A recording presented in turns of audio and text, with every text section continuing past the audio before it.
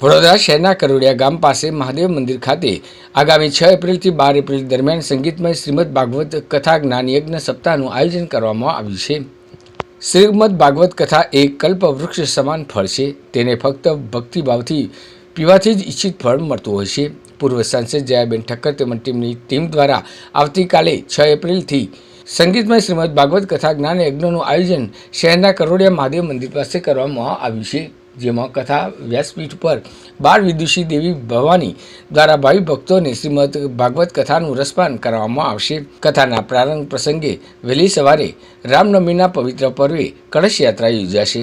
સંગીતમય શ્રીમદ ભાગવત કથા જ્ઞાન યજ્ઞમાં નારદ ભક્તિ સંવાદ, ગોકર્ણોપાખ્યાન, ગણેશજીની ઝાંખી, ભીષ્મસ્તુતિ, શુક્રાગમન, પરીક્ષિત શુક્રદેવનું દ્રશ્ય, સતી પાત્ર, ધ્રુવ પાત્ર, ધ્રુવ અને ભગવાનનું ચિત્ર, શ્રી રામકથા, નંદ મહોત્સવ, શ્રી કૃષ્ણના જન્મનું ચિત્ર, માખણ ચોરી લીલા, ગોવર્ધન પૂજાનું ઝાંખી, રાસલીલા, રૂકમણી વિવાહ, મહારાસ, રૂકમણી લગ્નનું દ્રશ્ય, સુદામા ચરિત્ર, પરીક્ષિત મોક્ષ, ભાગવતસાર, સુદામાજીનું દ્રશ્ય, કથા વ્યાસપીઠ પર બિરાજનાર 12 વિદુષી દેવી ભવાની દ્વારા ભાવિ ભક્તોને શ્રીમદ ભાગવત કથાનું રસપાન કરાવશે।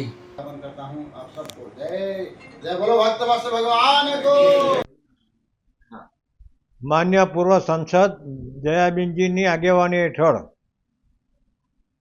कोई शक्तिशाली कार्यक्रम आरंभ हो रहा है। मतलब के श्रीमद भगवत गीता અને આવતીકાલે કલશ યાત્રા પણ છે।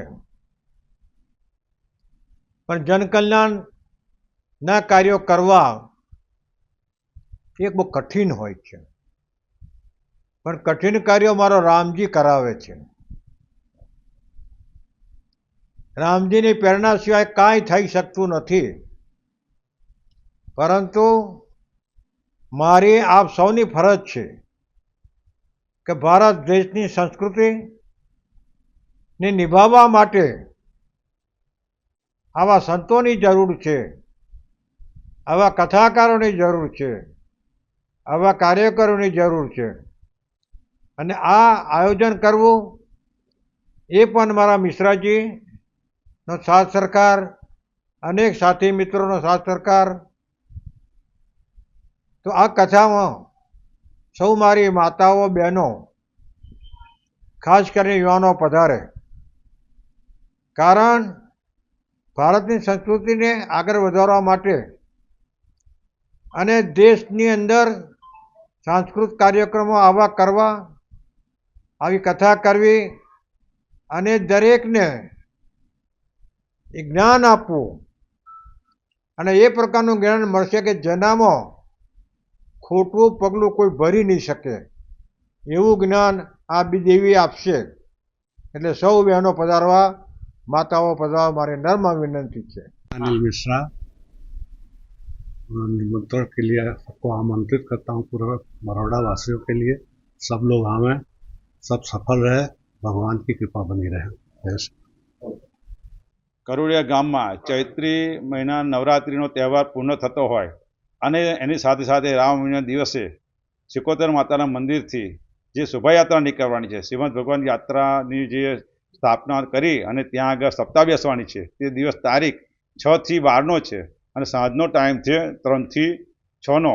અને આ ભવ્ય યાત્રામાં પહેલે દિવસ સૌ નાગરિકો, આજુબાજુના રહેવાસીઓ અને સોસાયટીવાળા ભાગ લે કે બાલા સોસાયટી કરીને છે, તે સોસાયટીના ગ્રાઉન્ડમાં આ સ્થાપના કરવામાં આવી છે।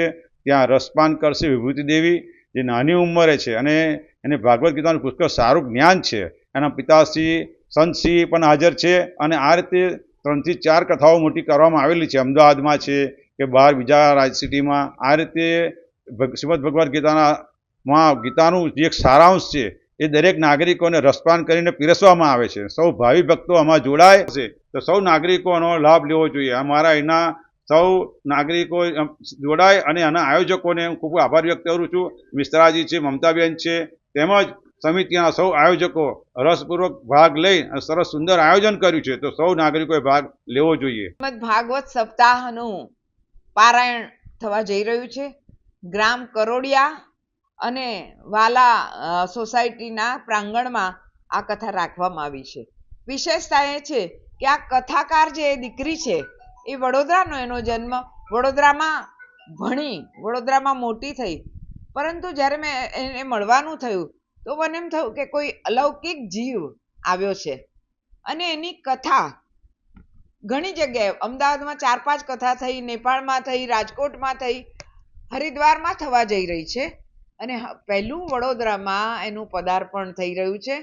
આપણા બધાએ એનો લાભ લેવો એટલા માટે જોઈએ કે શ્રીમદ ભાગવત સપ્તાહ એમણે કરી છે, શિવપુરાણ કરેલું છે, રામાયણની કથા પણ એમણે કરેલી છે.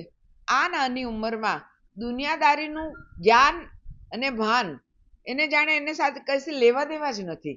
અને ભક્ત વત્સલ ભગવાન સાથેનો નાતો, રાધે રાધે, શ્રી કૃષ્ણાય વયમ નમઃ, અને ભગવાન શ્રી કૃષ્ણના ચરણોમાં લીન એવું મન, આત્મા, બુદ્ધિ, અહંકાર તો છે જ નહીં.